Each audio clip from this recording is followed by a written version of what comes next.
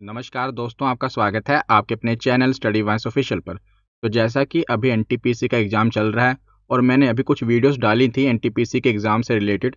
उसमें मैंने सारे जो प्रीवियस ईयर क्वेश्चन हैं उस सब्जेक्ट के, जैसे मैंने पॉलिटी पढ़ा दिया, कंप्यूटर। तो आपके बहुत सारे कमेंट सेक्शन में मैंने पढ़ा और आपने व्हाट्सएप पर भी बहुत सारे स्टूडेंट ने मैसेज किया कि आपके एग्ज़ाम में उन वीडियो से प्रश्न देखने को मिले हैं, उसमें शिफ्टों में प्रश्न आए हैं और आपने कहा है कि बहुत सारे स्टूडेंट ने कि बाकी सब्जेक्ट की भी वीडियो डाल दो। तो आज हम इंडियन ज्योग्राफी के जो भी रेलवे की परीक्षा में पूछे गए प्रश्न हैं, सारे मैंने एक साथ सारे टाइपिंग करके मतलब पूरा इकट्ठा किया, सारा टाइप किया है। तो मेहनत लगी है इसमें, लेकिन आपको यहाँ से भी अगर इंडियन ज्योग्राफी से प्रश्न जो भी आएगा, आपको यहाँ से देखने को मिलेंगे। मैं वर्ल्ड ज्योग्राफी भी डाल दूँगा, आज हम इंडियन ज्योग्राफी देख लेते हैं।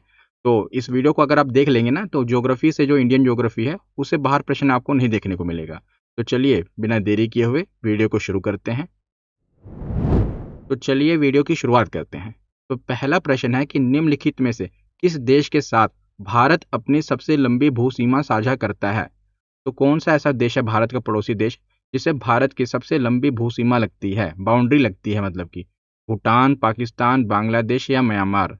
तो बांग्लादेश के साथ भारत की सबसे लंबी भू सीमा लगती है और इस पे मैंने स्टैटिक जीके पर वीडियो बनाई हुई है, जिसमें मैंने भारत के जो भी पड़ोसी देश हैं उनके बारे में पढ़ाया हुआ है आपको।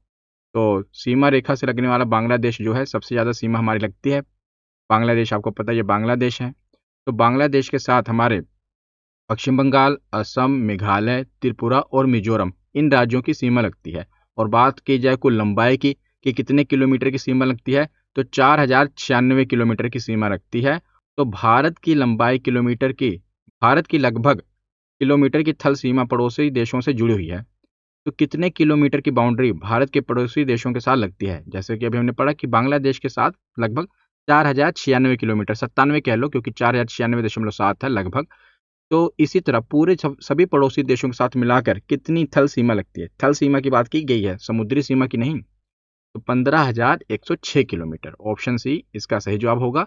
भारत की लगभग 15,106 किलोमीटर की थल सीमा पड़ोसी देशों से जुड़ी हुई है, जिसमें कि पाकिस्तान, बांग्लादेश, चीन, नेपाल, म्यांमार, भूटान और अफगानिस्तान के साथ भारत की थल सीमा लगती है। अब आगे चलते हैं कि निम्न में से कौन सा भारत का सबसे ठंडा आवासीय स्थान है? तो भारत का सबसे ठंडा आवासीय स्थान कौन सा है? ये ग्रुप डी में पूछा गया था। माउंट आबू, जम्मू, शिमला या द्रास? तो इसका सही जवाब है द्रास। जो भारत का सबसे ठंडा आवासीय स्थान द्रास है। द्रास कहाँ पर है? तो ये लद्दाख के कारगिल जिले का एक शहर है। इसे प्रायः लद्दाख का प्रवेश द्वार कहा जाता है और द्रास को दुनिया के दूसरे सबसे ठंडे बसे हुए स्थान के रूप में जाना जाता है, जहाँ पर मतलब लोग रहते हैं, जहाँ पर आवास बनाए हुए हैं, आवासीय स्थान द्रास। तो आगे चलते हैं। तो कर्क रेखा भारत के इनमें से किन राज्यों से होकर नहीं गुजरती? तो कौन से राज्य से नहीं गुजरती, ये आपको बताना है। आपको बताना जो कर्क रेखा है भारत के बीचों बीच से गुजरती है, तो कौन से राज्य से नहीं गुजरती? त्रिपुरा, मध्य प्रदेश, ओडिशा या राजस्थान? तो ओडिशा से नहीं गुजरती। अगर हम देखें कि किन किन राज्यों से गुजरती है, तो यहाँ पर आप देखिए, भारत में कर्क रेखा जो है ना, 8 राज्यों से होकर गुजरती है। आपको मैप से दिखा देता हूँ, यहाँ से आसानी होगी।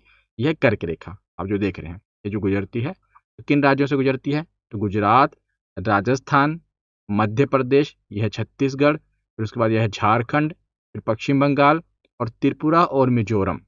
तो इन 8 राज्यों से जो है ये सीमा गुजरती है, लेकिन जो हमें ऑप्शन में ओडिशा दिया गया था, तो ओडिशा से नहीं गुजरती। अब आगे चलते हैं, यहाँ पर ओडिशा है, ओडिशा से नहीं गुजरती। अब आगे देखते हैं कि कितने भारतीय राज्यों की सीमाएं नेपाल से जुड़ी हुई हैं। मतलब कि कितने भारत के जो राज्य हैं वो नेपाल की बाउंड्री से सीमा साझा करते हैं, नेपाल से सीमा साझा करते हैं। तो 5 राज्य हैं ऐसे। कौन कौन से? तो देखिए, सिक्किम, उत्तर प्रदेश, पश्चिम बंगाल, उत्तराखंड और बिहार। और सीमा रेखा की लंबाई नेपाल के साथ हमारी 1751 किलोमीटर है। ये आपको पता है, ये नेपाल है, ये रहा। उत्तराखंड हो गया, उत्तर प्रदेश 2, बिहार 3, बंगाल 4 और अपना क्या कहते हैं सिक्किम 5। कितने हो गए? 5 हो गए ना, 5 ही लगते हैं। और आगे चलते हैं और अगला प्रश्न देखते हैं कि रेड क्लिफ रेखा किन 2 देशों के बीच की अंतरराष्ट्रीय सीमा रेखा है? तो जो रेड क्लिफ है ये भारत और पाकिस्तान के बीच की अंतरराष्ट्रीय सीमा रेखा है। आप यहाँ पर देखिए, रेड क्लिफ रेखा भारत और पाकिस्तान के बीच में है। मैकमोहन रेखा भारत और चीन के बीच में है। डूरंड रेखा पाकिस्तान और अफगानिस्तान के बीच में है। ओडरनीस रेखा ये जर्मनी और पोलैंड के बीच में है। तो रेड क्लिफ रेखा किसके बीच में है? भारत और पाकिस्तान के बीच में। अगला प्रश्न है कि निम्नलिखित में से कौन सा राज्य भारत की 7 बहनों जिन्हें seven sisters of the India कहा जाता है इसमें शामिल नहीं है? तो seven sisters of the India में कौन शामिल नहीं है? मेघालय, नागालैंड, सिक्किम या अरुणाचल प्रदेश। तो जो सिक्किम है ना, ये नॉर्थ ईस्ट का तो है, लेकिन मतलब नॉर्थ ईस्ट राज्यों में आता है, लेकिन ये सेवन सिस्टर ऑफ इंडिया में नहीं आता। अगर आप देखें मैप में तो सेवन सिस्टर ऑफ इंडिया में कौन से राज्य आते हैं? तो अरुणाचल प्रदेश, असम, मेघालय, मणिपुर, नागालैंड, त्रिपुरा और मिजोरम। यहाँ पर अगर आप देखेंगे ना, जब मैप होगा तो यहाँ पर सिक्किम होता है। सिक्किम जो है वो नहीं आता इसमें सेवन सिस्टर ऑफ इंडिया में। तो अगर आपको हमारी कोई भी ई बुक बाय करनी है, ये सबकी वीडियोस मैंने यूट्यूब पर ना सबकी प्लेलिस्ट बनी हुई है, जैसे इतिहास की, मॉडर्न इंडिया, अपना प्राचीन भारत, मध्यकालीन भारत, पूरा चार्ट और डायग्राम के साथ मैंने पीपीटी बनाकर पढ़ाया हुआ है। प्लेलिस्ट पर आप जाएंगे तो पेड कंटेंट से भी बेटर पढ़ाया हुआ है। और इनकी ये ई बुक है, आप वीडियो देखें और ई बुक से आप रिवाइज कर लें तो आपका इससे प्रश्न बाहर हो ही नहीं सकता। वीडियो से आपने तैयारी कर ली और ई बुक से आपने रिविजन कर ली। ये ई बुक आपको हमारी वेबसाइट से मिल जाएगी, जो कि जिसका लिंक वीडियो के डिस्क्रिप्शन में दिया हुआ है। अगर आप वेबसाइट से नहीं बाय कर पाते, अगर आपको व्हाट्सएप पे चाहिए तो आप इस नंबर पर मैसेज कर सकते हैं। यहाँ से आपको जो ई बुक है व्हाट्सएप पर भी मिल जाएगी। मैंने पूरा करंट अफेयर भी 1 साल का और जनवरी से अप्रैल तक पढ़ाया हुआ है। इसकी ई बुक भी आपको व्हाट्सएप पे या हमारी वेबसाइट पे मिल जाएगी। और अगर आपको पीडीएफ वगैरह जैसे चाहिए या अपडेट वगैरह, तो वो टेलीग्राम पर मिलती रहती है। आप टेलीग्राम चैनल को ज्वाइन कर लीजिए, इसका लिंक भी वीडियो के डिस्क्रिप्शन में दिया हुआ है। अब आगे चलते हैं और अगला प्रश्न देखते हैं कि सबसे पूर्वी अरुणाचल प्रदेश में, आपको पता है कि भारत का जो मैप है सबसे पूर्व में अरुणाचल प्रदेश है और इधर पश्चिम में गुजरात है। तो पूर्व में अरुणाचल प्रदेश में सूर्योदय और सबसे पश्चिम गुजरात में सूर्योदय से कितने घंटे पहले होता है? तो सबसे पहले बताइए, सूर्योदय होगा तो पूर्व की ओर सबसे पहले किरणें आएंगी ना। तो जो पूर्व में सूर्योदय होता है, यहाँ पूछा गया कि जो पूर्व में यानी कि अरुणाचल प्रदेश में सूर्योदय होता है और गुजरात में सूर्य का उदय होता है, तो इनमें कितने घंटे का अंतराल होता है? तो कितने घंटे का अंतराल होता है? तो 2 घंटे का अंतराल होता है इनमें। वैसे जो भारत है वो एक ही मानक रेखा, मतलब कि एक ही टाइम जोन प्रेफर करता है, एक ही टाइम जोन है भारत में। लेकिन अगर देखा जाए तो भारत में 2 टाइम जोन बन सकते हैं, पर भारत एक ही टाइम जोन फॉलो करता है, जिससे टाइम ईजी रहता है। और आगे चलते हैं, अगला प्रश्न देखते हैं कि भारत की सबसे लंबी मुख्य भू तटरेखा इनमें से किस राज्य में है? तो सबसे लंबी मुख्य भू तटरेखा इनमें से किस राज्य में? गुजरात, उड़ीसा, तमिलनाडु या महाराष्ट्र। तो जो सबसे लंबी कोस्टल लाइन है ना, ये गुजरात की है। ऑप्शन ए इसका सही जवाब होगा। आप देखेंगे तो गुजरात की जो कोस्टल लाइन है, भू तट रेखा है, ये 1214 किलोमीटर है। दूसरे नंबर पर आंध्र प्रदेश आता है, फिर तमिलनाडु आता है, फिर महाराष्ट्र आता है। अब अगला प्रश्न देखते हैं कि क्षेत्रफल की दृष्टि से निम्नलिखित में से कौन सा भारत का सबसे छोटा केंद्र शासित प्रदेश है? यहाँ पर क्षेत्रफल की दृष्टि से पूछा गया है कि सबसे छोटा केंद्र शासित प्रदेश कौन सा है? तो वो है लक्षद्वीप। ऑप्शन सी इसका सही जवाब होगा। लक्षद्वीप भारत के दक्षिण पश्चिम तट पे दूर अरब सागर में स्थित एक द्वीप समूह है, आपको पता है। और लक्षद्वीप भारत का सबसे छोटा केंद्र शासित प्रदेश है। और बात की जाए इसकी क्षेत्रफल की, तो जो इसकी सतही क्षेत्रफल है ना, ये लगभग 32 वर्ग किलोमीटर है। कितना? 32 वर्ग किलोमीटर। और यह केरल उच्च न्यायालय के अधिकार क्षेत्र के अंतर्गत आता है। कवरत्ती लक्षद्वीप की राजधानी है। 1 नवंबर 1956 को लक्षद्वीप को एक केंद्र शासित प्रदेश के रूप में गठित किया गया था। और वर्तमान में भारत का जो सबसे बड़ा केंद्र शासित प्रदेश है, ये लद्दाख है। जो अब पहले आपको पता है कि ये जम्मू कश्मीर के अंदर राज्य में आता था, लेकिन बाद में इसे केंद्र शासित प्रदेश बना दिया गया। तो ये भारत का क्षेत्रफल की दृष्टि से सबसे बड़ा केंद्र शासित प्रदेश है लद्दाख। और सबसे छोटा कौन सा है? तो वह है लक्षद्वीप। अब अगला प्रश्न देखते हैं। तो अगला प्रश्न है कि भारत को डैश भौगोलिक क्षेत्रों में बांटा गया है। तो भारत को कितने भौगोलिक क्षेत्रों में बांटा गया है? तो ये 6 भौगोलिक क्षेत्रों में बांटा गया है। देखिए, भारत को 6 भौगोलिक क्षेत्रों में बांटा गया है। उत्तरी पर्वत श्रृंखला, उत्तर की ओर जो पर्वत श्रृंखला है वो, फिर उत्तर भारत का विशाल मैदान, फिर प्रायद्वीपीय पठार, थार मरुस्थल, समुद्री तटीय मैदान और द्वीप, समुद्री तटीय मैदान और द्वीप। तो इन 6 भागों में भारत के भौगोलिक क्षेत्रों को बांटा गया है। अब अगला प्रश्न है कि भारत का निम्नतम बिंदु कौन सा है? तो यहाँ पर बहुत से स्टूडेंट गलती करेंगे। निम्नतम बिंदु पूछा है, दक्षिणतम बिंदु नहीं पूछा। कि कईयों ने इंदिरा पॉइंट बता दिया होगा कि इंदिरा पॉइंट नहीं। यही तो एग्जामिनर आपसे चाहता है कि आप गलत करें, पर इसका सही जवाब है ऑप्शन बी, कुटनाड। तो इसका मतलब क्या हुआ निम्नतम बिंदु? तो देखिए यहाँ पर मैं आपको सारे बता देता हूँ। तो दक्षिणतम बिंदु, जैसे भारत के मैप है, ये सबसे ऊपर नॉर्थ होता है, आपको पता है। सबसे नीचे, मतलब वो इसको हम उत्तर कहते हैं उत्तर, और नीचे को कहते हैं दक्षिण। तो भारत का सबसे ऊपर उत्तरतम बिंदु है इंदिरा कोल, जो कि लद्दाख में है। और भारत का सबसे दक्षिणतम बिंदु इंदिरा पॉइंट है, जो कि ग्रेट अंडमान और निकोबार भी तो भारत का ही हिस्सा है ना, तो ग्रेट निकोबार समूह में इंदिरा पॉइंट आता है। सबसे पश्चिम बिंदु जो है पश्चिम की ओर इस तरफ, वो है गोहर मोती, ये गुजरात में आता है। और सबसे पूर्वी बिंदु है किबुथु, जो कि अरुणाचल प्रदेश में आता है।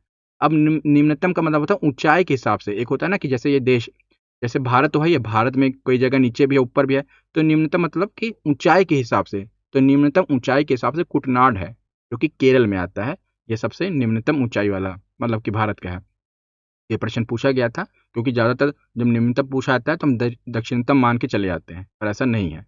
अब अगला प्रश्न देखते हैं कि भारत का अंडमान और निकोबार द्वीप समूह निम्न में से किस जलमग्न पर्वतमाला का आपतिक भाग है। इसका मतलब क्या है, जैसे जो हमारा जितने भी द्वीप है ना, भारत नहीं पूरे वर्ल्ड में जो भी द्वीप हैं, वो पहले किसी न किसी पर्वत श्रृंखला के भाग थे। पर्वत जो आज जैसे हिमालय पर्वत ऐसे, तो वो पानी में डूब गए हैं। अब उनका जो ऊपर वाला हिस्सा है ना, वो द्वीप बन गया है, उसी पर लोग रहते हैं, आइलैंड बन गया है। तो इसी प्रकार जो अंडमान और निकोबार द्वीप समूह है, ये किस जलमग्न पर्वतमाला का आपातिक भाग है, इमर्जेंट पार्ट है। यानी कि सारा भाग तो नीचे डूब गया है, लेकिन ऊपरी सतह है अभी पानी के ऊपर है, पानी की सतह के ऊपर है। तो जो अंडमान और निकोबार द्वीप है, ये किस जलमग्न पर्वतमाला का आपातिक भाग है, तो ये अराकान योमा, जो कि म्यांमार में आप देखेंगे, इस पर्वतमाला का, इस पर्वत श्रृंखला का ये आपातिक भाग है, इमर्जेंट पार्ट है। यहाँ पर आप देखिए, अंडमान और निकोबार द्वीप समूह अराकान योमा जलमग्न पर्वतमाला का आपातिक भाग उभरा हुआ भाग है। इन द्वीपों का निर्माण सागर के जल में डूबी पर्वतीय चोटियों के जल के ऊपर आने से हुआ है। इनमें से कुछ जो छोटे द्वीपों की उत्पत्ति ज्वालामुखी क्रियाओं से भी हुई है। और भारत का एकमात्र अगर बात करें सक्रिय ज्वालामुखी की, तो बैरन द्वीप है, जो कि निकोबार द्वीप समूह में स्थित है। और अंडमान और निकोबार कोको चैनल के माध्यम से म्यांमार और ग्रेट चैनल के माध्यम से इंडोनेशिया से अलग होता है। ये आप देख रहे हैं ना, ये है अंडमान आइलैंड, ये वाला। और यही है जो क्या कहते हैं अपना अराकान योमा के पर्वतमाला है, ये पूरी आप जो देख रहे हैं ये जलमग्न हो चुकी है, इसका ऊपरी सतही भाग है। तो आगे देखते हैं अगला प्रश्न कि माउंट आबू हिल स्टेशन निम्नलिखित में से किस पर्वत श्रेणी में स्थित है। तो जो माउंट आबू है हिल स्टेशन, आपको पता ही है कहाँ पर, ये तो ये राजस्थान में है हिल स्टेशन। और ये किस पर्वत श्रेणी में स्थित है, तो ये अरावली पर्वत श्रेणी में स्थित है। ऑप्शन डी इसका सही जवाब होगा। तो माउंट आबू सिरोही जिले में गुजरात की सीमा से सटी अरावली पर्वत श्रृंखला के दक्षिण पश्चिम स्थित एक हिल स्टेशन है, जहां वर्ष भर सैलानी आते रहते हैं। और माउंट आबू में से 15 किलोमीटर की दूरी पर अरावली पर्वतमाला की सबसे ऊंची चोटी गुरु शिखर भी स्थित है। तो अगला प्रश्न है कि जैंतिया राज्य में पाई जाने वाली जनजाति के साथ साथ एक पर्वत श्रेणी का नाम है जैंतिया। ये मेघालय की गारो खासी जैंतिया, ये मेघालय की जनजातियां हैं और पर्वत श्रेणी का नाम भी है। तो गारो खासी और जैंतिया पहाड़ियों का निर्माण मालवा पठार के समान युग में हुआ था। तो अब हम आगे चलते हैं, अगला प्रश्न देखते हैं। और मेघालय को पूर्व का स्कॉटलैंड भी कहा जाता है। तो अगला प्रश्न है कि तारामती चोटी किस राज्य में स्थित है। तो हम पर्वत और चोटी के बारे में पढ़ ही रहे हैं। तो तारामती चोटी किस राज्य में स्थित है, तो ये महाराष्ट्र राज्य में स्थित है। तो ऑप्शन डी इसका सही जवाब होगा।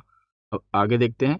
तो तारामती चोटी महाराष्ट्र राज्य की सबसे ऊंची चोटियों में से एक है, और ये हरिश्चंद्र पर्वत की 2 चोटियों में से एक है। तारामती जो चोटी की ऊंचाई है 1431 मीटर है, जो कि राज्य की 6ठी सर्वोच्च चोटी है। और आगे चलते हैं, अगला प्रश्न देखते हैं कि अनामुडी पर्वत निम्न में से किस राज्य में स्थित है। तो अनामुडी या अनाईमुडी कहते हैं, ये पर्वत कहाँ पर है, किस राज्य में स्थित है, तो केरल राज्य में स्थित है। तो अनामुडी या अनाईमुडी पर्वत भारत के केरल राज्य में के एर्नाकुलम जिले और इडुक्की जिले में अवस्थित है। अनाईमुडी का अर्थ क्या होता है, मुडी यानी कि मुड़ी कहते हैं ना, मुडी ये सिर होता है, अनाई यानी अन्ना को हाथी, तो हाथी का सिर होता है इसका मतलब। अनाईमुडी प्रायद्वीप भारत का सबसे ऊंचा पर्वत होने के साथ साथ केरल का सबसे बड़ा पर्वत है। इसकी ऊंचाई 8,842 फीट है, और ये इसे दक्षिण भारत का एवरेस्ट कहा जाता है। अगला प्रश्न है कि इलायची पहाड़ियां भारत के किस राज्य में स्थित हैं। तो इलायची पहाड़ियां कहाँ पर हैं, गोवा में, महाराष्ट्र में, कर्नाटक या केरल में। तो केरल में स्थित है, ऑप्शन डी इसका सही जवाब होगा। अगला प्रश्न है कि डोडा बेटा चोटी, जिसका अर्थ है एक बड़ा पर्वत, ये डैश की सबसे ऊंची पर्वत चोटी है। तो जो डोडा बेटा है, जिसका अर्थ क्या है, तो इसका अर्थ है एक बड़ा पर्वत। तो किसकी सबसे ऊंची पर्वत चोटी है ये, तो ये है नीलगिरी पहाड़ियों की। तो डोडा बेटा चोटी, जिसका अर्थ है एक बड़ा पर्वत, ये नीलगिरी पहाड़ियों की सबसे ऊंची पर्वत चोटी है। आगे चलते हैं। जो अनायद मुड़ी है ना, ये प्रायद्वीप भारत की सर्वोच्च ऊंची चोटी है। तो अगला प्रश्न है कि मासिन राम पृथ्वी पर स्थित सर्वाधिक आर्द्र स्थान यानी कि वेटेस्ट प्लेस है और यहाँ स्थित है। वहाँ पर आपको पता है कि लगातार बारिश होती रहती है। तो ये कहाँ पर है? लगातार का मतलब ये नहीं कि 24 घंटे बारिश होती रहती है, पर दिन ये ऐसा नहीं है कि बारिश ना हो, वहाँ पर बारिश होती रहती है। तो वेटेस्ट स्थान है, वेटेस्ट प्लेस है। ये कहाँ पर है? महादेव पहाड़ियाँ, लुशाई पहाड़ियों, राजमहल पहाड़ियों या खासी पहाड़ियाँ। तो इसका सही जवाब है खासी पहाड़ियों। ऑप्शन डी इसका सही जवाब है। मासिन राम भारत के मेघालय राज्य में खासी पहाड़ियों में चेरापूंजी से 15 किलोमीटर पश्चिम में स्थित है और यह पृथ्वी पर स्थित सर्वाधिक आर्द्र स्थान या सर्वाधिक बारिश वाली जगह माना जाता है और यह विश्व में प्रथम सर्वाधिक वर्षा वाला स्थान है, जबकि दूसरे नंबर पर चेरापूंजी आता है। तो सबसे ज्यादा बारिश होती है यहाँ पर, कहाँ पर? मासिन राम। और दूसरे नंबर पर चेरापूंजी आता है। तो अगला प्रश्न देखते हैं कि महेंद्रगिरी की पहाड़ियां किस राज्य में स्थित हैं? तो महेंद्रगिरी की पहाड़ियां आपको बतानी है किस राज्य में स्थित है। ये प्रश्न पूछा गया है। झारखंड, पश्चिम बंगाल, छत्तीसगढ़ या ओडिशा। तो इसका सही जवाब है ओडिशा। ऑप्शन डी इसका सही जवाब है। महेंद्रगिरी की पहाड़ियां ओडिशा राज्य के गजपति जिले में स्थित हैं। तो आगे चलते हैं कि छोटा नागपुर पठार इनमें से किस भारतीय राज्य में स्थित है? तो छोटा नागपुर पठार कर्नाटक में है, झारखंड, असम या राजस्थान। ये झारखंड में स्थित है। अगला प्रश्न है कॉलम ए में दी गई पर्वतमालाओं और कॉलम बी में दी गए राज्यों का सही मिलान करें। तो यहाँ पर पर्वतमाला दी गई है, यहाँ पर राज्य दिए गए हैं, आपको इनका सही मिलान करना है। तो अरावली पर्वतमाला कहाँ पर है? आपको पता है ये एक राजस्थान में है। तो ए का हो गया 3। आप यहाँ पर ऑप्शन भी देख लेंगे ना, ए का 4, ए का 4, ए का 4, ये तो तीनों ऐसे ही कैंसिल हो गए। तो ऑप्शन डी ही बचा। और यहाँ पर मैं आपको पढ़ा रहा हूँ तो सब देख लेते हैं। एग्जाम में तो आप जैसे आपको पता लगा कि ए का 3 है, बाकी ऑप्शन में ए का 4 है, तो यही सही हो गया। तो ए का 3 हो गया। उसके बाद क्या है? विंध्य पर्वतमाला। विंध्य पर्वतमाला कहाँ पर है? मध्य प्रदेश में है। तो बी का क्या हो गया? बी का हो गया 4। उसके बाद पश्चिमी घाट। तो पश्चिमी घाट आपको पता है कि साउथ में केरल और कर्नाटक वाली जो सीम है, वहां पर केरल और कर्नाटक। तो सी का 2। अब बचा एक ही हिमालय पर्वतमाला, तो ये हिमाचल प्रदेश और उत्तराखंड में है। तो डी का 1 ये इसका सही जवाब होगा। तो आगे चलते हैं। तो यहाँ पर देखिए अरावली पर्वतमाला राजस्थान, विंध्य मध्य प्रदेश, पश्चिम घाट केरल और कर्नाटक और हिमालय हिमाचल प्रदेश और उत्तराखंड। तो डैश में स्थित कंचनजंगा भारत की सबसे ऊंची चोटी है। तो कहाँ पर स्थित कंचनजंगा भारत की सबसे ऊंची चोटी है? तो ये सिक्किम में है कंचनजंगा, जो भारत की सबसे ऊंची चोटी है। तो सिक्किम में स्थित कंचनजंगा भारत की सबसे ऊंची चोटी है, भारत की। और तथा यह विश्व की तीसरी सबसे ऊंची चोटी भी है, जिसका कुछ हिस्सा नेपाल में तथा कुछ हिस्सा भारत में, भारत के सिक्किम में पड़ता है। जबकि जो गोडविन ऑस्टिन है ना, केटू, ये पाक अधिकृत कश्मीर के अंतर्गत आता है। प्रश्न क्या पूछा गया था कि डैश में स्थित कंचनजंगा भारत की सबसे ऊंची चोटी है, तो सिक्किम। तो अगला प्रश्न क्या है कि हिंदू कुश पर्वत की सबसे ऊंची चोटी कौन सी है? तो जो हिंदू कुश पर्वत है, इसकी सबसे ऊंची चोटी है तिरचमीर। ऑप्शन बी इसका सही जवाब होगा। तो हिंदू कुश पर्वत की सबसे ऊंची चोटी तिरचमीर है और हिंदू कुश का विस्तार पीओके से लेकर अफगानिस्तान तक है और यह हिमालय की उपशाखा के रूप में भी जानी जाती है तथा पामीर का जो पठार है इससे ये मिला हुआ है हिंदू कुश पर्वत। तो धूपगढ़ डैश पहाड़ी की सबसे ऊंची चोटी है। कौन सी पहाड़ी की सबसे ऊंची चोटी का नाम धूपगढ़ है? ये सतपुड़ा। ऑप्शन ए इसका सही जवाब है। तो सतपुड़ा पहाड़ी की सर्वोच्च चोटी है धूपगढ़। अरावली की सर्वोच्च चोटी है गुरु शिखर। नीलगिरी पहाड़ी की, क्योंकि ऑप्शन में दिए हुए हैं ना चारों, नीलगिरी की सबसे ऊंची चोटी है डोडा बेटा और विंध्य पर्वत की सबसे ऊंची चोटी है अमरकंटक। तो अगला प्रश्न है कि अरावली पर्वतमाला की उच्चतम बिंदु का नाम क्या है? अरावली पर्वतमाला जो है राजस्थान में, आपको पता है, इसकी जो सबसे ऊंची चोटी है उसका नाम है गुरु शिखर। ऑप्शन सी इसका सही जवाब है।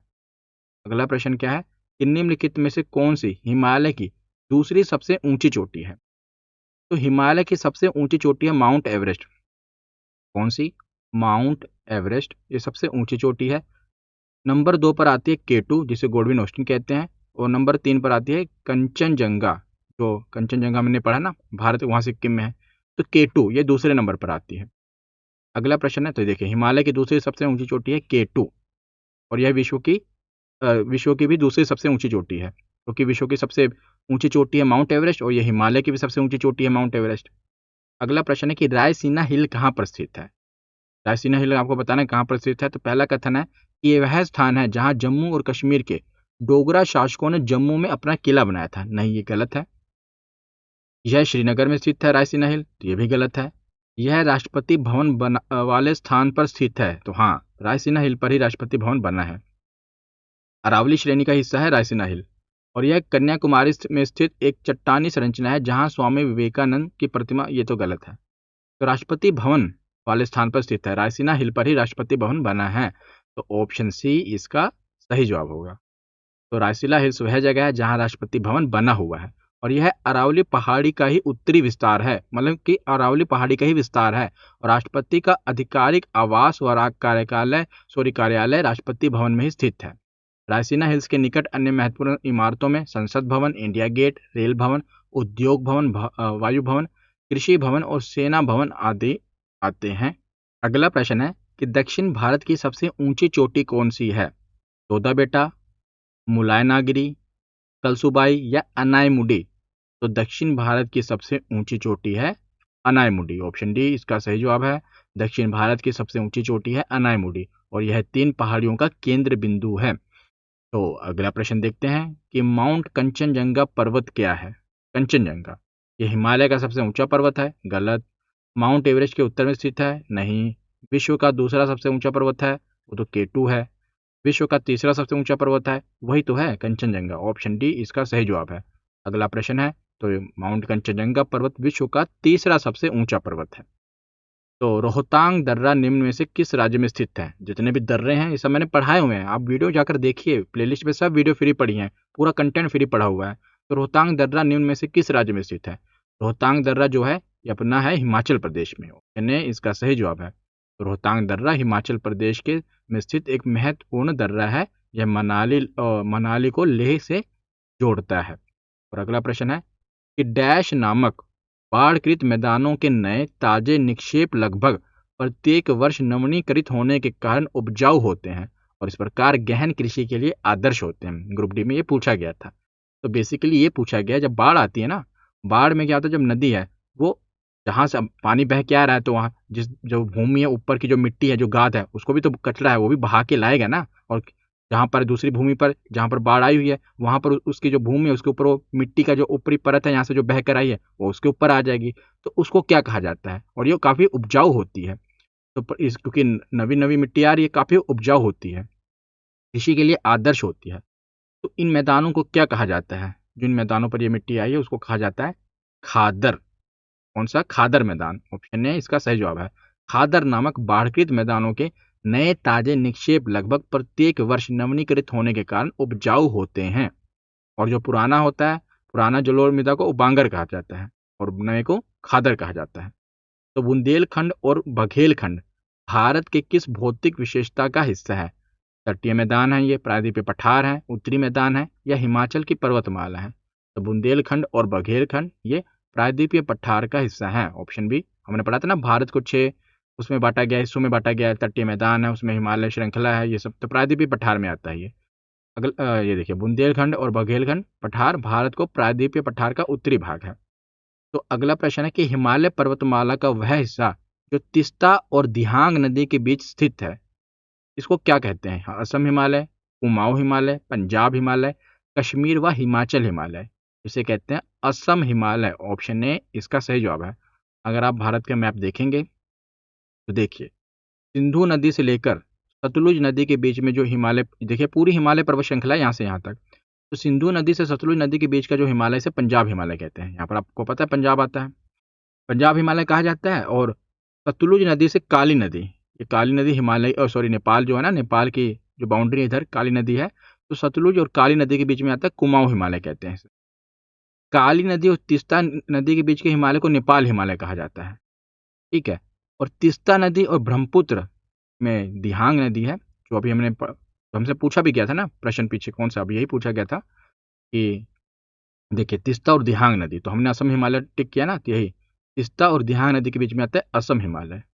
ये सारे प्रश्न पूछे गए हैं। अभी हम उत्तर भारत के मैदान के बारे में पढ़ रहे हैं, मैंने सारे टॉपिक इसीलिए कवर कर दिए हैं, और सारे रेलवे में पूछे गए प्रश्न हैं। यहाँ से आपको प्रश्न जरूर देखने को मिलेगा, इसीलिए वीडियो को पूरा देखिए। अगला प्रश्न है कि उत्तरी मैदान हिमालय के डैश में स्थित है। तो जो भारत के उत्तरी मैदान है ये हिमालय के कहाँ पर स्थित है? उत्तर में, दक्षिण में, पूर्व में, पश्चिम में? लगता होगा कि उत्तर में है, क्योंकि लिखा उत्तरी मैदान नहीं। भारत के ऊपर ये जैसे हिमालय पर्वत श्रृंखला जा रही है, तो जो मैदान है ना, मैदान इस तरफ है, नीचे है। तो हिमालय के दक्षिण में हुआ ना, ऊपर को उत्तर कहते हैं, नीचे को दक्षिण कहते हैं।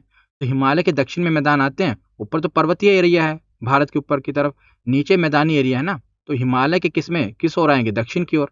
इसलिए ऐसा प्रश्न पूछे जाते हैं कि यहाँ पर कंफ्यूज हो। तो उत्तरी मैदान हिमालय के कहाँ में स्थित है?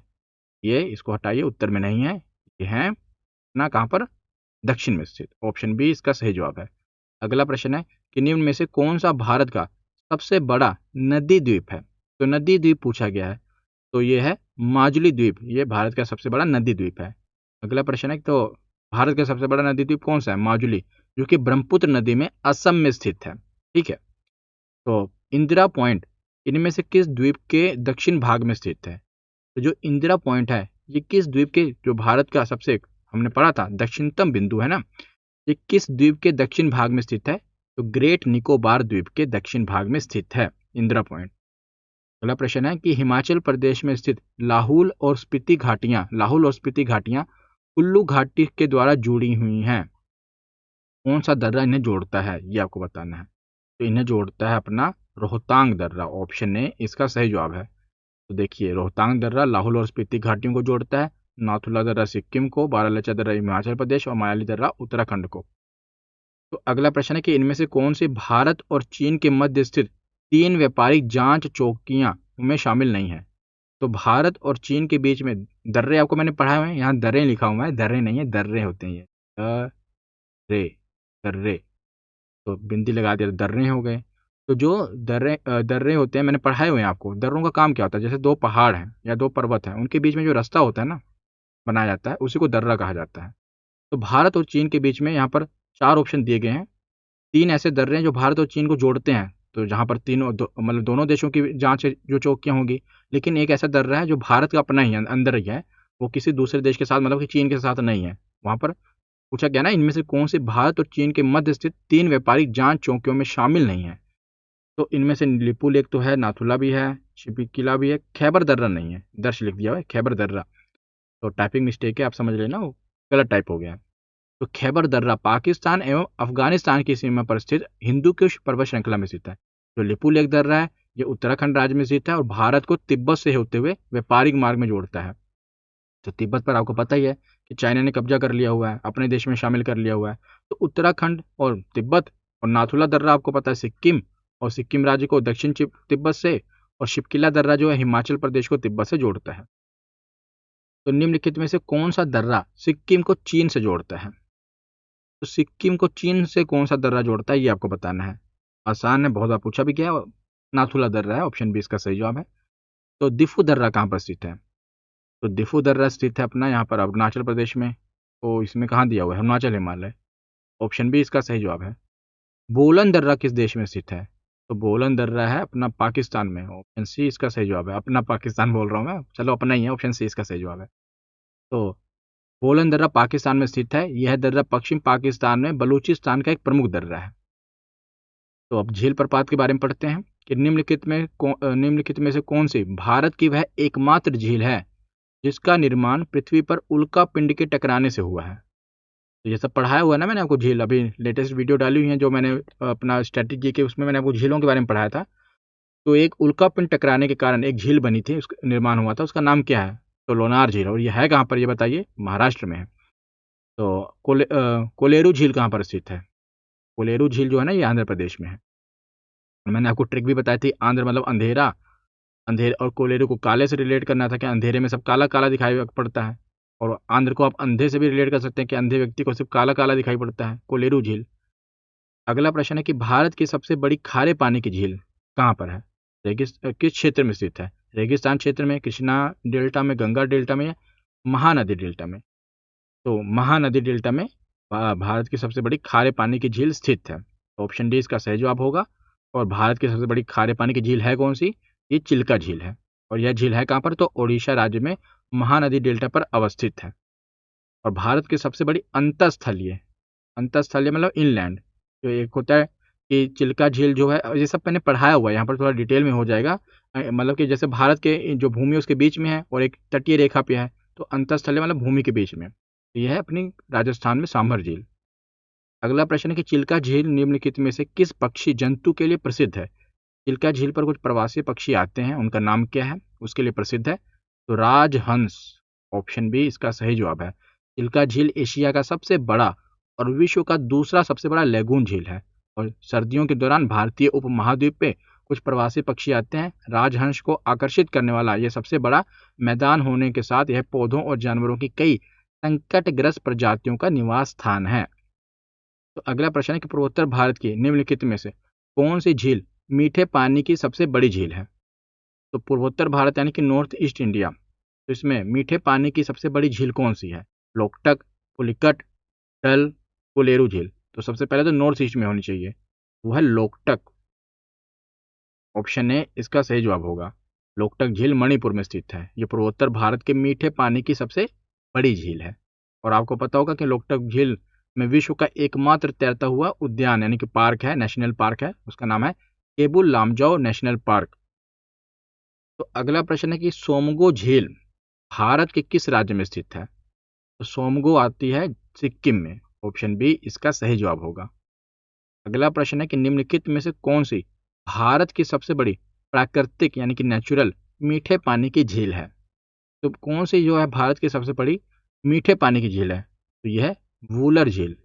ये झीलों के बारे में मैंने पढ़ाया था। और मीठे पानी का मतलब ये नहीं कि उसमें शक्कर घुली हुई है, चीनी घुली हुई है। मीठे पानी का मतलब है जिस पानी को आप पी सकते हैं, मीठा पानी। तो ऑप्शन बी इसका सही जवाब है। सांभर झील कहाँ पर है? तो कहाँ पर है सांभर झील बताइए? यह है राजस्थान में। ऑप्शन डी इसका सही जवाब होगा।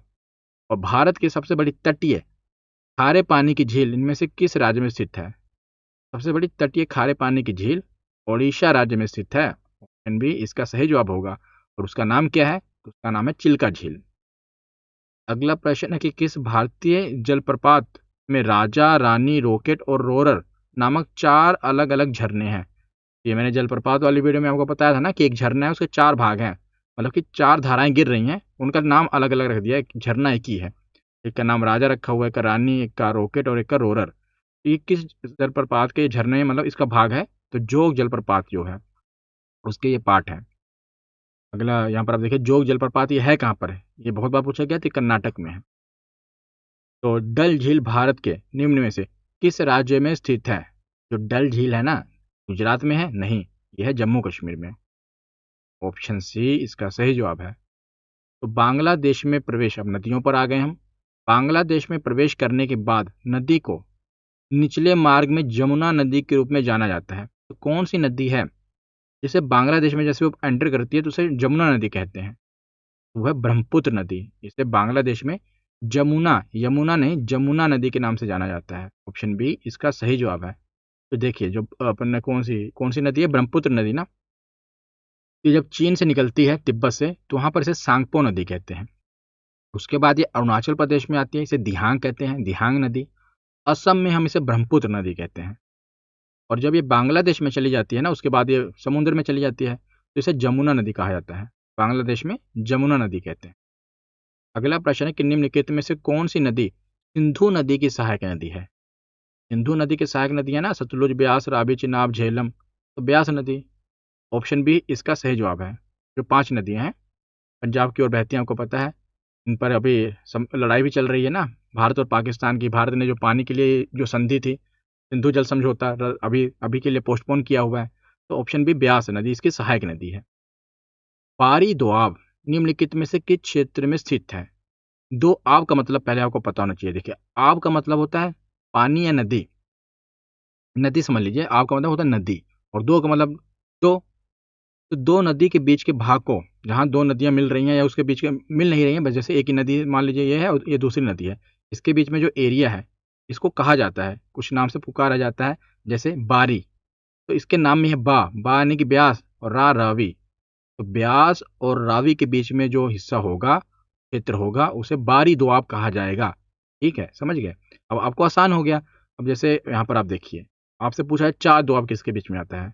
तो चा चिनाब या झेलम,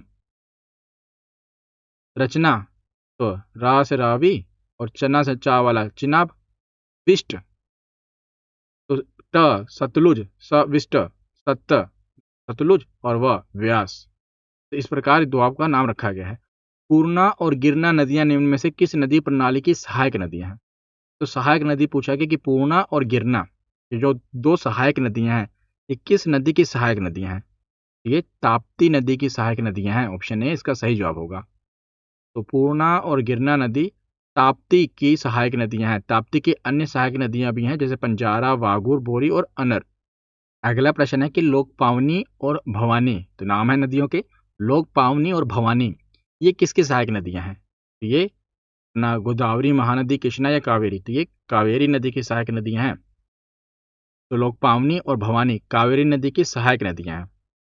कावेरी की अन्य सहायक नदियां भी हैं, जैसे हेमवती, अकारवती, लक्ष्मण तीर्थ, कबिनी और अमरावती नदी। अब आगे चलते हैं, अगला प्रश्न देखते हैं कि दक्षिण भारत की पेन्ना नदी, पेन्ना जो नदी है, ये निम्न में से किस पहाड़ी से निकलती है? तो जो पेन्ना नदी है ना, ये नंदी पहाड़ी से निकलती है। ऑप्शन बी इसका सही जवाब होगा। पेन्ना नदी कर्नाटक के नंदी दुर्ग पहाड़ियों से निकलती है। नंदी दुर्ग पहाड़ियां और आंध्र प्रदेश में बहती हुई बंगाल की खाड़ी में जाकर गिर जाती है। और पापाधनी, चित्रावती नदियां इसकी सहायक नदियां हैं। तो अगला प्रश्न है कि गोदावरी नदी के संबंध में निम्नलिखित में से कौन सा कथन गलत है? कौन सा कथन गलत है, यही हमको बताना है। तो घाट प्रभा इसकी कई सहायक नदियों में से एक है। पहले ही कथन गलत हो गया। तो घाट प्रभा किसकी सहायक नदी है, अभी हम बताते हैं। पहले बाकी के कथन देख लेते हैं। तो पहले तो ये कथन गलत है, तो यही पूछा गया कि कौन सा कथन गलत है। ये तो गलत है। यह पश्चिमी घाट की ढलानों से निकलती है, ये सही है। इसका जल निकास बेसिन आंध्र प्रदेश और कुछ अन्य राज्यों को कवर करता है, ये भी बिल्कुल सही है। और ये बंगाल की खाड़ी में गिरती है, ये भी सही है। तो जो घाट प्रभा नदी है ना, ये इसकी सहायक नदी नहीं है। ये कर्नाटक में, ये कृष्णा नदी की सहायक नदी है पहली बात तो, और ये कर्नाटक में प्रवाहित होती है। विकल्प ए गोदावरी से संबंधित नहीं है। गोदावरी नदी प्रायद्वीप भारत की सबसे लंबी नदी है और इसका जो उद्गम है महाराष्ट्र राज्य के नासिक जिले से में त्र्यंबक पहाड़ी से होता है। और इसका जो प्रमुख सहायक नदियां पेनगंगा, वेनगंगा, प्राणहिता, इंद्रावती, मंजरा इसकी सहायक नदियां हैं। तो सोन नदी किस नदी तंत्र से संबंधित है? नर्मदा, गोदावरी, महानदी या गंगा? तो गंगा की सहायक नदी है सोन नदी। तो सोन नदी गंगा नदी तंत्र से संबंधित है और इसका उद्गम मध्य प्रदेश में स्थित अमरकंटक पहाड़ी से होता है। तो ये गंगा की प्रमुख दक्षिण सहायक नदियों में से एक है और बिहार के पटना जिले के समीप गंगा में जाकर ये मिल जाती है। तो अगला प्रश्न है कि बिहार का शोक के रूप में जाने जाने वाली नदी अपने निरंतर बदलते मार्ग के कारण व्यापक विनाश का कारण बनती है, यानी कि इसके कारण बिहार में हर साल बाढ़ आती है। ये कौन सी नदी है जिसे बिहार का शोक कहा जाता है? तो कोसी नदी को बिहार का शोक कहा जाता है। ऑप्शन ए का सही जवाब होगा। आपको कमेंट सेक्शन में ये बताना है कि बंगाल का शोक किस नदी को कहा जाता है। ये भी प्रश्न बहुत बार पूछा गया है। तो बिहार का शोक तो कोसी नदी को कहा जाता है।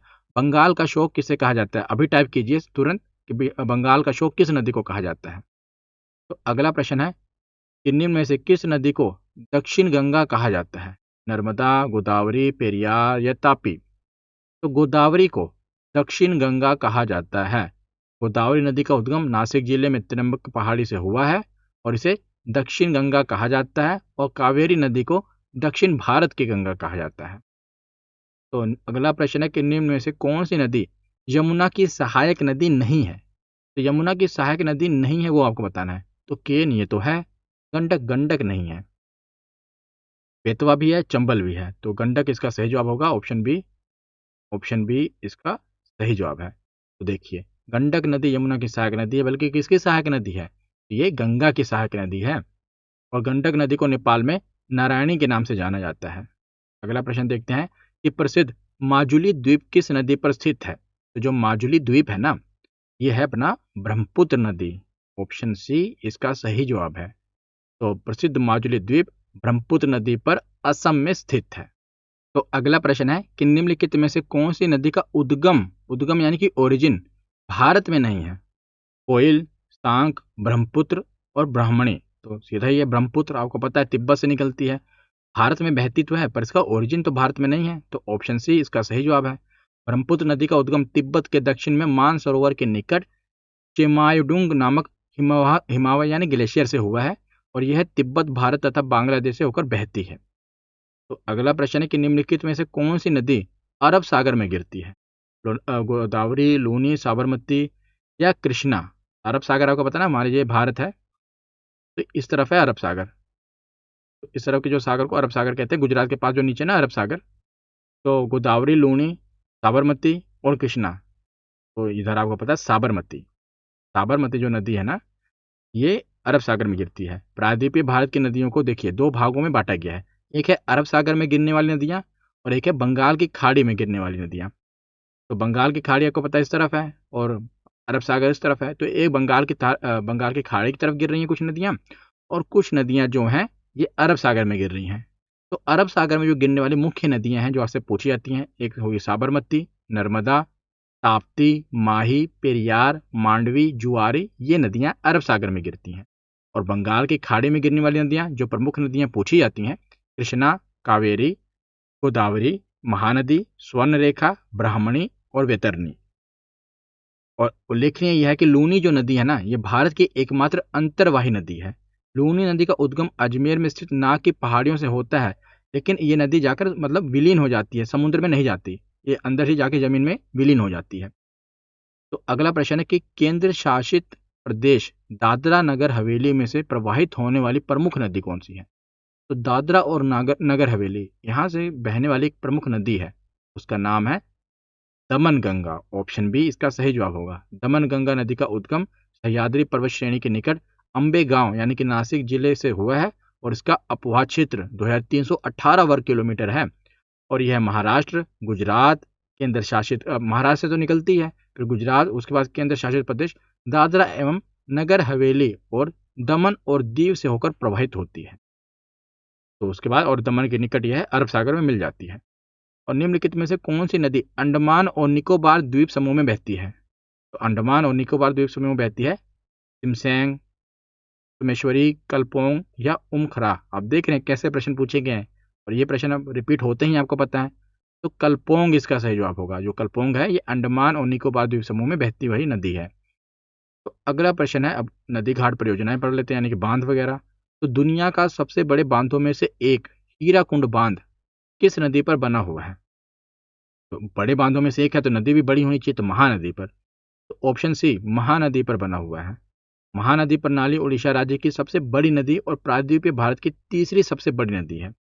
और यह नदी अमरकंटक के दक्षिण में छत्तीसगढ़ राज्य से बस्तर की पहाड़ियों में सिहावा के पास से निकलती है।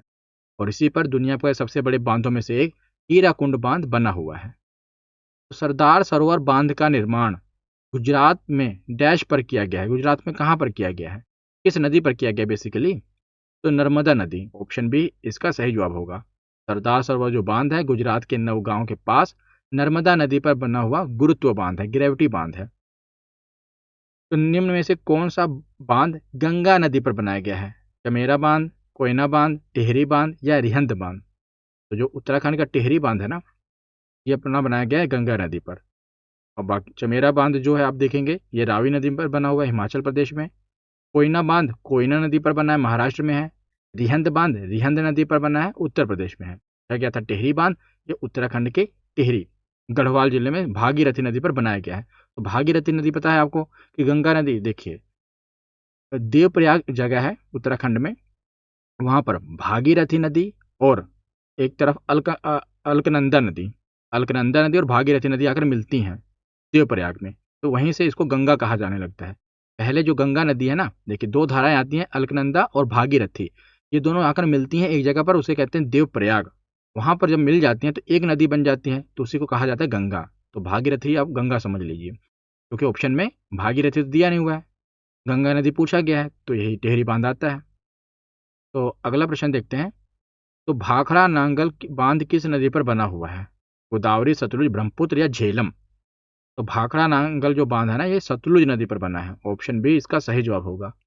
अगला प्रश्न है, देखिए जो प्रमुख बांध है जो भाखड़ा नांगल बांध है ना, ये सबसे भारत का ऊंचा गुरुत्वीय बांध है, याद रखिएगा। बाकी कुछ बांधों की सूची देख लेते हैं। तो जो टिहरी बांध है भागीरथी नदी पर, हीराकुंड बांध महानदी महानदी पर, सलाल बांध चिनाब नदी पर बना है, उरी बांध झेलम नदी पर बना है, बगलिहार बांध चिनाब नदी पर बना है और नागार्जुन सागर बांध कृष्णा नदी पर बना है। तो अगला प्रश्न है कि गांधी सागर बांध किस राज्य में स्थित है? तो जो गांधी सागर बांध है ना, ये अपना है मध्य प्रदेश में। ऑप्शन ए इसका सही जवाब होगा।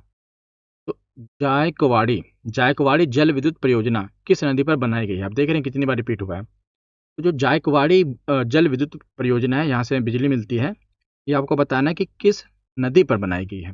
ये बनाई गई है सिंधु, कावेरी, गोदावरी, गंगा। तो ये गोदावरी, ऑप्शन सी इसका सही जवाब होगा। अगला प्रश्न है कि इडुक्की बांध किस नदी पर बनाया गया है? तो जो इडुक्की बांध है ना, ये किस नदी पर बना है? महानदी, कृष्णा, घटप्रभा या पेरियार? तो इडुक्की जो बांध है ये बना है पेरियार नदी पर। ऑप्शन डी इसका सही जवाब होगा। तो अगला प्रश्न है, यहाँ पर देखिए, हीराकुंड बांध महानदी पर है, लाल बहादुर शास्त्री बांध जिसे अलमट्टी बांध कहते हैं ये कृष्णा नदी पर है, और राजा लखमगौड़ा बांध जिसे हिडकल बांध कहते हैं घटप्रभा नदी पर है। तो बांधों और उनकी स्थिति वाले राज्यों को निम्नलिखित में से कौन सा युग्म सुमेलित नहीं है? मतलब कि यहाँ पर बांध और उसका बताया गया है राज्य कौन सा मेल नहीं खा रहा है, सुमेलित नहीं है, वो आपको बताना है। तो स्टेनली जलाशय तमिलनाडु में है, हाँ ये है। गोविंद सागर हिमाचल प्रदेश में, ये भी सही है। शांति सागर केरल, ये गलत है। नागार्जुन सागर आंध्र प्रदेश में, ये भी सही है। तो शांति सागर है ना, ये केरल में नहीं है, शांति सागर कर्नाटक में है। जैसे देखिए, स्टेनली जलाशय तमिलनाडु राज्य में है, गोविंद सागर हिमाचल प्रदेश में है, शांति सागर कर्नाटक में है, केरल में नहीं। नागार्जुन सागर बांध आंध्र प्रदेश में है। तो दुल्हस्ती पावर स्टेशन निम्नलिखित में से किस जिले में स्थित है? तो दुल्हस्ती पावर स्टेशन जो है ना, ये किश्तवाड़ इस जिले में स्थित है। निम्नलिखित में से कौन सा सुमेलित नहीं है, यहाँ पर आपको बताना है। तो भाखड़ा बांध हिमाचल प्रदेश में है, सही है। सरदार सरोवर बांध गुजरात में है, ये भी सही है। टिहरी बांध महाराष्ट्र में नहीं, ये तो उत्तराखंड में है। हीराकुंड बांध ओडिशा, ये भी सही है। तो ऑप्शन सी इसका सही जवाब होगा। क्या कि कौन सा सुमेलित नहीं है? तो टिहरी बांध महाराष्ट्र में नहीं है, उत्तराखंड में है। तो उकाई बांध का निर्माण डैश नदी पर किया गया है।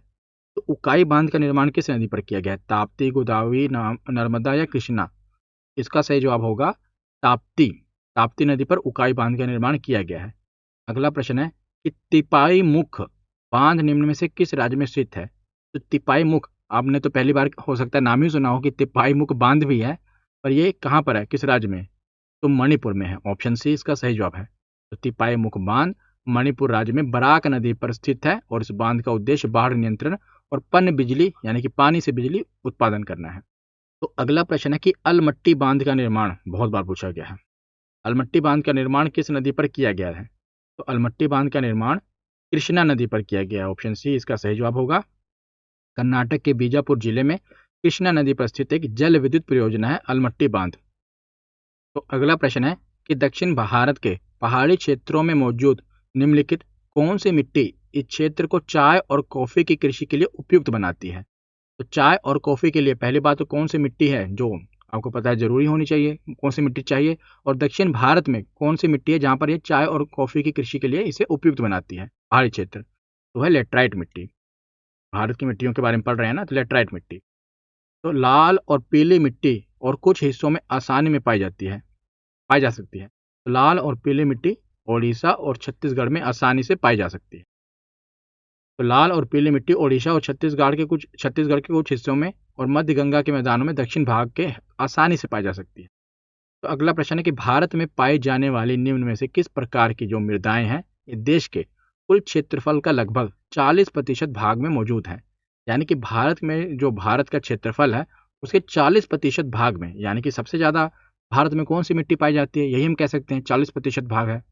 तो यह जलोढ़ मृदा। ऑप्शन डी इसका सही जवाब है। तो जलोढ़ मृदा उस मृदा को कहते हैं जो जल द्वारा बहाकर लाई जाती है और अन्य क्षेत्रों में जमा हो जाती है, और भारत के 40% भाग पर यही मिट्टी पाई जाती है और यह उपजाऊ मिट्टी होती है। और भारत में रेगुर मिट्टी का दूसरा नाम क्या है? तो रेगुर मिट्टी का दूसरा नाम है काली मिट्टी।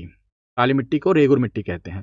काली मिट्टी कपास के लिए काफी अच्छी मानी जाती है। तो काली मिट्टी की एक विशेषता यह है कि यह नमी को अधिक समय तक बनाए रखती है, और इस मिट्टी को कपास की मिट्टी, देखा कपास की मिट्टी क्यों कहते हैं, क्योंकि कपास की जो कॉटन होता है ना, कपास के लिए काली मिट्टी पे अच्छी होती है, उसमें ही फसल कपास जो होता है कॉटन होता है काली मिट्टी पे ही होता है, इसलिए अच्छी मानी जाती है। इसीलिए इसे कपास मिट्टी और रेंगुर मिट्टी कहते हैं। तो किस प्रकार की मिट्टी में आ भी गया प्रश्न, कपास का उत्पादन अच्छा होता है, तो कौन सी मिट्टी है? काली मिट्टी। पुरानी जलोढ़ मिट्टी को क्या कहा जाता है? मैंने आपको बताया था कि जो मैदान है, नदी के द्वारा जब बाढ़ आती है या पानी द्वारा कुछ मिट्टी लाकर बिछा दी जाती है, तो पुरानी जो जलोढ़ मिट्टी है, क्योंकि पहले ये भी तो मिट्टी जल जल के द्वारा, पानी के द्वारा बहाकर लाई गई थी, तो इसे जलोढ़ मिट्टी ही कहेंगे। तो पुरानी जलोढ़ मिट्टी को कहा जाता है बांगर। मैदान है, इनको बांगर कहा जाएगा। और जो नई जलोढ़ मिट्टी आएगी उसे कहा जाएगा खादर। तो बांगर कहा जाएगा पुरानी जलोढ़ मिट्टी। ऑप्शन ए इसका सही जवाब है। पुरानी जलोढ़ मिट्टी से निर्मित मृदा को बांगर मृदा कहा जाता है। और बांगर की मिट्टी में रेत और कंकर पाए जाते हैं।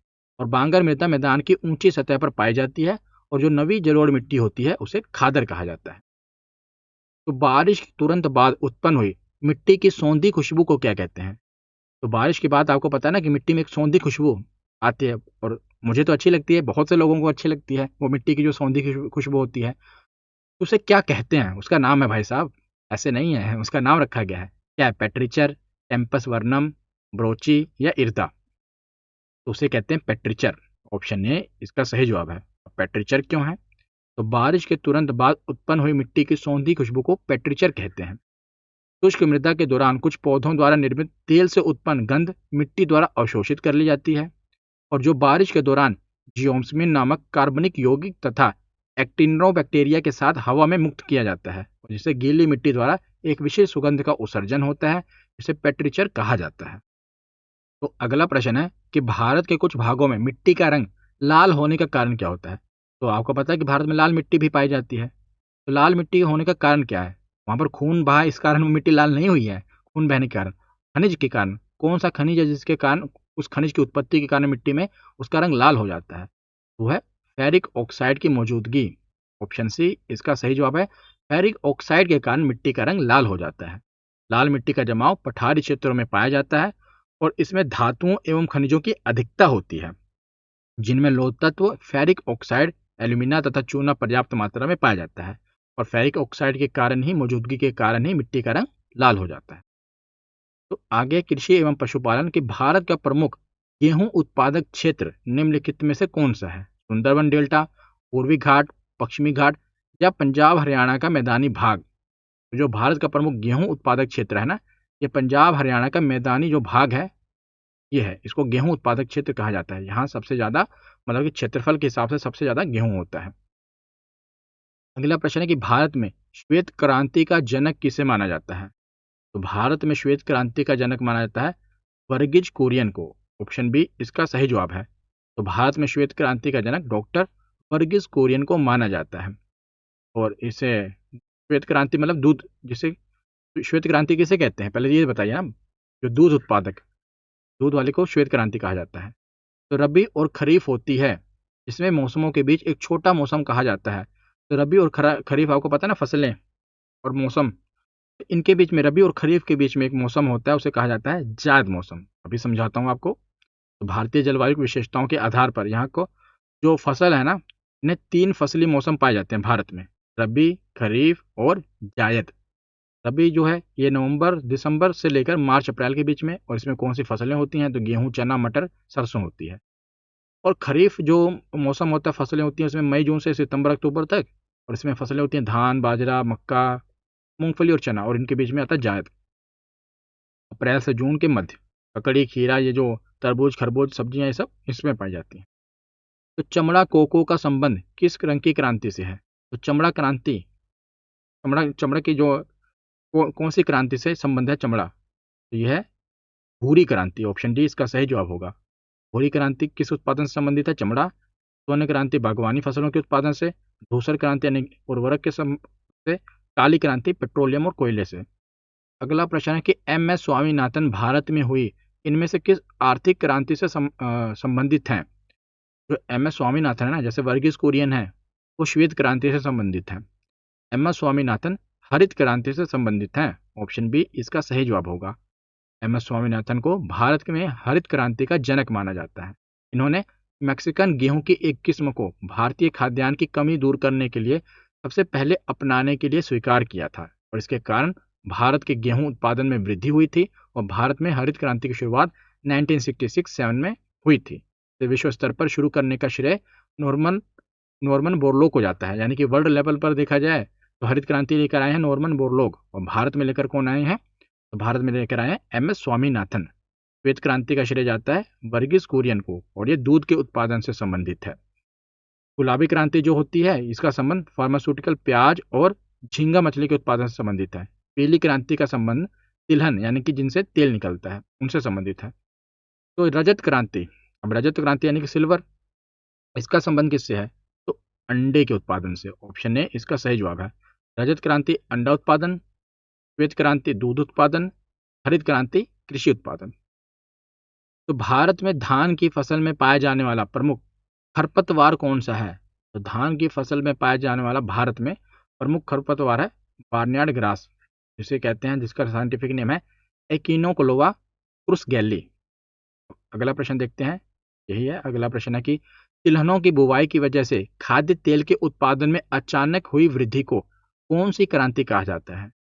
तो तिलहनों की बुवाई, तेल तेल और तेल आपको ज्यादातर सरसों का तेल याद आता है दिमाग में, तो पीली क्रांति, ऑप्शन सी इसका सही जवाब है। तो काली क्रांति पेट्रोलियम, स्वर्ण क्रांति बागवानी शहद एवं फल उत्पादन, पीली क्रांति तिलहन, भूरी क्रांति चमड़ा, हरित खाद्यान्न, रजत अंडा कुक्कुट उत्पाद, गुलाबी झींगा मछली, प्याज और औषधि उत्पादन फार्मास्यूटिकल। तो कौन सा भारतीय राज्य सोयाबीन का सबसे बड़ा उत्पादन राज्य है? सोयाबीन सबसे ज्यादा मध्य प्रदेश में होती है। कहाँ है? ये रहा, ऑप्शन डी इसका सही जवाब है। गोल्डन फाइबर के रूप में किसे माना जाता है? तो गोल्डन फाइबर कहा जाता है जूट को, ऑप्शन सी इसका सही जवाब है। जनजातियों के बारे में पढ़ते हैं कि निम्न में से कौन सी जनजाति तमिलनाडु राज्य की मूल निवासी नहीं है? तो कोटा, भूटिया, मालासार, कुरुम्बा, कौन सी जनजाति है जो तमिलनाडु की मूल जनजाति नहीं है? तो भूटिया जनजाति। जो भूटिया जनजाति है ना, ये व्यापक रूप से अपनी पारंपरिक भव्यता, कला और व्यंजनों के लिए जानी जाती है, और ये तमिलनाडु राज्य की मूल जनजाति नहीं है। ये भारत के सिक्किम राज्य में पाई जाने वाली जनजाति है। जो तमिलनाडु की कोटा जनजाति तमिलनाडु राज्य की नीलगिरी पहाड़ियों में निवेश करती है। मालासर जनजाति केरल और तमिलनाडु में पाई जाती है। कुरुम्बा जनजाति भी तमिलनाडु की है, लेकिन जो ये अपनी कौन सी भूटिया जनजाति है ना, ये कहाँ की है? सिक्किम की। अगला प्रश्न है कि नागालैंड की कोन्याक जनजाति द्वारा मनाए जाने वाले वसंत महोत्सव को किस रूप में जाना जाता है? तो नागालैंड की कोन्याक जनजाति वसंत उत्सव में एक महोत्सव मनाती है। उसे जाना जाता है किस नाम से? उसे कहते हैं, वहां पर स्थानीय नाम मतलब पूछा गया है, तो एवलांग मोन्यू का सही जवाब क्या होगा? ऑप्शन सी एवलांग मोन्यू। तो एवलांग मोन्यू उत्तरी नागालैंड के कोन्याक जनजातियों का मुख्य त्योहार है, और यह प्रत्येक वर्ष बसंत के मौसम में जब नए वर्ष की प्रथम फसल की जाती है, बुवाई की जाती है, उस उपलक्ष्य में मनाया जाता है। तो अगला प्रश्न है कि निम्न में से कौन सा त्योहार नागालैंड में अंगामी जनजाति के लोगों के द्वारा मनाया जाता है? तो अंगामी जनजाति नागालैंड, और इनके द्वारा त्योहार कौन सा मनाया जा रहा है? इसका नाम है सेक्रेनिये, ऑप्शन बी इसका सही जवाब है। तो नागालैंड की अंगामी जनजाति के द्वारा मनाया जाने वाला त्योहार है प्रमुख, उसका नाम है सेक्रेनिये, और इसे शुद्धि उत्सव के रूप में मनाया जाता है, जो भक्तों के पिछले सभी पापों को मिटाने के लिए आयोजित किया जाता है, जिसमें उनके पुराने जो पाप हैं वो मिट जाते हैं। और इस उत्सव का मुख्य उद्देश्य नकारात्मक ऊर्जाओं को खत्म करने, यानी कि नेगेटिव एनर्जी को खत्म करने के साथ साथ पूरे गांव का नवीनीकरण और शुद्धिकरण करना होता है, पाप मुक्त करना होता है। तो अगला प्रश्न है कि सरहुल निम्न में से किस राज्य की जनजातीय आबादी का मुख्य पर्व है? तो ये सरहुल जो पर्व है ये मनाया जाता है, जनजातीय पर्व है, और ये मनाया जाता है झारखंड में। ऑप्शन सी इसका सही जवाब होगा। तो मिशिंग जनजाति के लोग किस द्वीप पर निवास करते हैं? तो मिशिंग जनजाति के जो लोग हैं ये माजुली द्वीप पर निवास करते हैं। ऑप्शन ए इसका सही जवाब होगा। मिशिंग जनजाति के लोग माजुली द्वीप पर निवास करते हैं, और जो माजुली द्वीप है ये असम के ब्रह्मपुत्र नदी में स्थित है। अगला प्रश्न है कि निम्नलिखित में से कौन सी जनजाति नागालैंड से संबंधित है? रंगमा, या रेंगमा भी कहते हैं, बोंडा, लिंबू या प्रनार। तो जो रंगमा जनजाति है ना, ये नागालैंड से संबंधित है। रेंगमा नागालैंड, असम और अरुणाचल प्रदेश में पाई जाने वाली एक नागा जनजाति है, और नागालैंड में 16 मान्यता प्राप्त जनजातियां हैं। तो नागालैंड में जो 16 मान्यता प्राप्त जनजातियां कौन कौन सी हैं? तो देखिए, अंगामी, एओ, चाखेसांग, चांग, दिमासा कचारी, यामिनीथन, कोन्याक, कुकी, लोथा, फोम, कोचरी, रेंगमा, संगतम, सुमी, इमचू और जेलियांग। यहाँ पर रेंगमा था। तो अगला प्रश्न है कि निम्नलिखित भारतीय शहरों में कौन सा अपने संतरों के लिए जाना जाता है? तो कहाँ के संतरे फेमस हैं? नागपुर के। ऑप्शन सी इसका सही जवाब है। तो रानीखेत हिल स्टेशन भारत के किस राज्य में स्थित है? जो रानीखेत हिल स्टेशन है बहुत ही फेमस है, ये उत्तराखंड राज्य में स्थित है। ऑप्शन बी इसका सही जवाब है। अगला प्रश्न है कि किस भारतीय शहर को पिंक सिटी यानी कि गुलाबी शहर कहा जाता है? तो पिंक सिटी कहते हैं जयपुर को। ऑप्शन ए इसका सही जवाब है। तो गुलाबी शहर जयपुर को कहते हैं, बुनकरों का शहर पानीपत को कहते हैं, अंतरिक्ष का शहर बेंगलुरु को कहते हैं और त्योहारों का नगर मदुरई को कहा जाता है। तो डैश को कश्मीर का सैफरॉन टाउन के रूप में जाना जाता है। जहाँ मतलब कि कश्मीर आपको पता है केसर होती है, तो किसे पर्टिकुलरली कहाँ पर जो जिसे सैफरॉन टाउन ही कह देते हैं कि केसर का शहर ही है वो, कश्मीर के किस हिस्से को? तो पंपोर को। ऑप्शन सी इसका सही जवाब है। पंपोर भारत के जम्मू कश्मीर राज्य के पुलवामा जिले में स्थित एक नगर है और इसे कश्मीर के सैफरॉन टाउन के रूप में जाना जाता है। अगला प्रश्न है कि किस शहर को वेनिस ऑफ द ईस्ट कहा जाता है और जहाँ सिटी पैलेस स्थित है? तो वेनिस ऑफ द ईस्ट है उदयपुर। ऑप्शन डी इसका सही जवाब है। उदयपुर को पूर्व का वेनिस कहा जाता है। अरावली पर्वतमाला इस शहर को प्राकृतिक रूप से समृद्ध और खूबसूरत बनाती है और इस शहर को झीलों की नगरी के रूप में जाना जाता है। यहाँ भारत का चर्चित सिटी पैलेस स्थित है। अगला प्रश्न है तो मोतियों का शहर पिछला क्वेश्चन ये रहा, किस शहर को मोतियों का शहर कहा जाता है? तो मोतियों का शहर हैदराबाद को कहा जाता है। डी इसका सही जवाब है। मोतियों का शहर कहा जाने वाला हैदराबाद शहर तेलंगाना राज्य में मूसी नदी के किनारे बसा हुआ है। अगला प्रश्न है कि देवप्रयाग डैश के संगम में स्थित, मैंने आपको बताया भी था कि जो देवप्रयाग है ये किसके संगम पर स्थित है? तो दो नदियां हैं अलकनंदा और भागीरथी आकर मिलती हैं देवप्रयाग में और यहीं से गंगा नदी बनती है।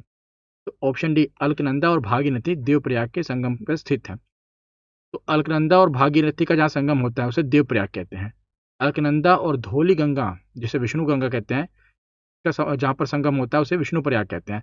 अलकनंदा और पिंडार कर्णप्रयाग जहाँ पर, इस पर ना मैंने एक ट्रिक भी बताई हुई है, बहुत ही अच्छी ट्रिक है क्योंकि ये प्रश्न पूछे जाते हैं। तो जो गंगा नदी तंत्र वाली वीडियो देखना, वहाँ पर मैंने ना पूरा गंगा नदी का मैप बनाया हुआ है और मैंने उस समय जब बनाया था तो मैंने पूरा अपना हाथ से स्केच किया था पूरा मैप, और व्यूज़ भी अच्छे हैं और आप देखना उसको वीडियो को जाकर, वहाँ पर आपको पूरा गंगा नदी समझ आ जाएगा। पूरा गंगा नदी तंत्र कैसे बनी, कहाँ से चालू हुई, ये गंगा नदी कहाँ कहाँ जाती है, किन शहरों में होकर जाती है, सब पढ़ाया हुआ है मैंने। तो अगला प्रश्न है कि जम्मू इसमें से किस नदी के तट पर स्थित है? तो जम्मू के स्टेशन पर आप जाएंगे तो वहाँ पर लिखा होता है जम्मू तवी, तो तवी नदी के तट पर स्थित है। तो महानदी के तट पर कौन सा है? संबलपुर कटक। राप्ती नदी के तट पर है गोरखपुर और तुंगभद्रा नदी के तट पर है कुर्नूल। तो हैदराबाद किस नदी के किनारे पर स्थित है? हैदराबाद है मूसी नदी। ऑप्शन सी इसका सही जवाब है। मदुरई शहर किस नदी के तट पर स्थित है? तो जो मदुरई है ना, या जिसे मदुरई कहते हैं, ये वेगई नदी के तट पर स्थित है। बाकी जो ये नदी के तट हैं यहाँ पर, तो मदुरई देखिए वेगई की नदी पर है, औरंगाबाद उवम नदी के, तिरुचिरापल्ली कावेरी नदी के तट पर स्थित है और नेल्लोर पेन्नार नदी के तट पर स्थित है। भारत का कौन सा शहर हुगली नदी पर बसा हुआ है? कटक, गंगटोक, चेन्नई या कोलकाता? जो कोलकाता है ये हुगली नदी के तट पर बसा हुआ है। कोलकाता हुगली नदी पर, कटक महानदी पर, गंगटोक रानीपुल नदी पर और चेन्नई कुवम जिसे अड़यार नदी कहते हैं। यहाँ पर हमारी आज की वीडियो खत्म होती है और अगर आपको कोई भी ई बुक चाहिए तो आप हमारी वेबसाइट से बाय कर सकते हैं, नहीं तो आप इस नंबर पर व्हाट्सएप कर सकते हैं। और मैंने पूरा करंट अफेयर भी पढ़ा दिया हुआ है, इसकी ई बुक भी आपको हमारे वेबसाइट से या हमारे व्हाट्सएप से मिल जाएगी। व्हाट्सएप पे आप मैसेज कर देना कि आपको कौन सी ई बुक चाहिए, आपको वहाँ पर मिल जाएगी। और अगर आपको पीडीएफ वगैरह और जो अपडेट वगैरह होते हैं टेलीग्राम चैनल पर मिल जाएंगे, इसको भी ज्वाइन कर लीजिए, इसका लिंक वीडियो के डिस्क्रिप्शन में दिया हुआ है। तो आज की वीडियो यहीं पर ख़त्म होती है।